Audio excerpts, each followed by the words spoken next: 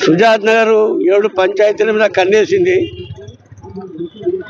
గత అనేక సంవత్సరాలుగా పోరాడి సాధించుకున్నటువంటి ఆ గ్రామాల ఐక్యతను బుగ్గిపాలు చేసేటువంటి నిర్ణయం తీసుకున్నది ప్రభుత్వం. తీసుకున్నటువంటి నిర్ణయం కొత్తగూడెం కార్పొరేషన్ ఏర్పాటు చేస్తూ ఎన్నికలు జరిగినటువంటి పాల్వంచని 170లు దాటి వచ్చినటువంటి సుజాత్ నగర్ని కలిపి కార్పొరేషన్గా ఏర్పాటు చేయటం ఇది దారుణమైనటువంటి విషయం.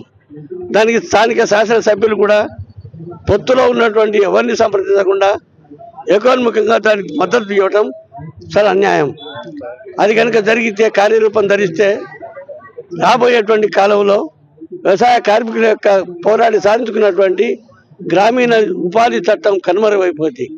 ఇవాళ ప్రభుత్వం ప్రకటించేటువంటి 12,000 రూపాయలు గ్రామీణ ఉపాధి చట్టంలో పనిచేసినటువంటి కార్డు కలిగిన భూమి లేని పేదలకు ఇయ్యబోయేటువంటి ఆ పథకం వాళ్ళకు